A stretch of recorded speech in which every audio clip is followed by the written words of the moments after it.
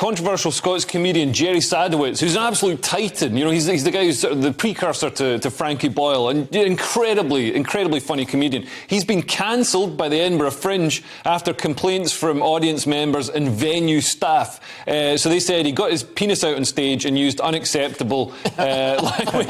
But no, I mean, like every time I've seen him, he gets his penis out on stage. And uses unacceptable language. He said in the flyer he'd get his penis out on stage. His show was called Not For Anyone. Like, you know, when you're going to see Jerry Sadowitz, it's going to be shocking. It's going to be disgusting. It's incredibly funny, though. Yeah. It's impossible to dissect. And when you see it written down on the page, it sounds horrific and racist and shocking. And it is horrific. But it is. But the alchemy of it, it works. I think because he's such a low-status person, everywhere he punches is up. And he punches everywhere. It's an incredible tour de force. It's like a religious experience watching it. It's just incredible. But he's been banned by the Pleasance. So the Pleasance director, and this is, man, we're seeing way more people getting banned now. It's shocking. You know, it used to be the old guard, you know, Roy Chubby Brown and stuff, but now they're coming for people like Jerry Sadowitz. The director of the Pleasance, Anthony Alderson, said, "The Pleasance is a venue that champions freedom of speech and we do not censor comedians' material.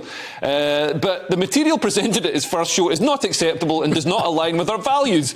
So we will not be presenting his show." It's like, you just said you didn't censor material, then in the second paragraph in the same breath you said you censored this material. Are you nuts? Like, this is and also these idiots, do they not understand? Do they not go and look and see who they're booking? I mean, who's been in comedy for 20 years and doesn't know who Jerry Sadowitz is? I've been going to see him since my mum used to take him to see him. And they when hired him. I think most of the people don't know how the Fringe works. We know how the Fringe works. Yeah. It's like all these different promoters putting on shows. So it's this guy, and this guy is one of the top 5 promoters. The Pleasance. They've got amazing venues, amazing acts, and for them to do this, you know what? I mean, did he say anything racist? Oh, yeah. Probably. Yeah. Oh, absolutely. But I can't explain it. You can't dissect comedy like this. It's like dissecting a frog. Like, the frog dies and nobody's happy. You can't dissect comedy. I don't know who that quote's from. Sorry for ripping it off. But, you know, on the page, it looks terrible. Taken out of context,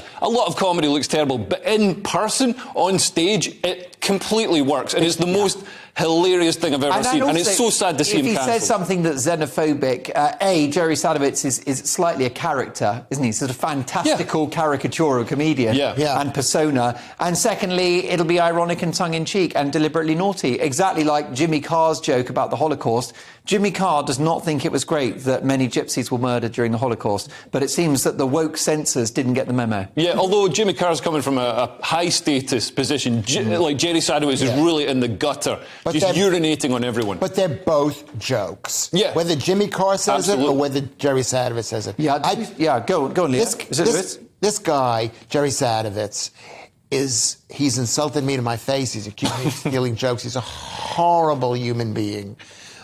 But it makes you lose faith in everyone. This guy who runs the Pleasance is a bright guy. He should know better than this. Yes. I mean, I think for comedy, this is we've seen Salman Rushdie being stabbed. This is the constraints coming in from the other side. It's crazy. And look, I don't want to labour this because we've got some other great stories to get through, but this is also Scotland dumping a pile of the brown stuff on one of their own. Yeah, absolutely. Because, it's the Edinburgh Festival, the greatest cultural event on the planet. Biggest comedy festival in the world. And this is a Scottish creative icon. I mean, you don't have to love the guy, but you can respect his status. Yeah, absolutely. As a true original. And if you don't like him, don't go and see him. I don't like sushi. I don't go to sushi restaurants, eat the sushi, and then say I hate it and the sushi restaurant should be shut down. I don't go and eat sushi. And it's Scotland, of course, which is the birthplace of Billy Connolly, who recently said that he wouldn't be able to say any of those things he said in the 70s and 80s if he were working now. Yeah, and Frankie Boyle... Is that progress? Frankie Boyle wouldn't be able to get going now. It's sad enough. Yeah, but Frankie Boyle's got double standards, because then he likes censoring other comedians like Ricky Gervais for being allegedly transphobic whilst doing rape jokes about Holly Willoughby. Yeah. You can't have it both ways. I'm looking forward to comedy's future in the woke world. Those are the words of Nika Burns, director of the Edinburgh Comedy Awards, just 2 years ago. She's a complete irrelevance now. The Edinburgh Fringe is over. Like, the SNP have put a nail in it by restricting the amount of accommodation so that there's not enough space for audiences and acts. But also, just this, nobody wants to go and see woke comedy. It's like women's football. It gets written about like The Guardian, but it's rubbish.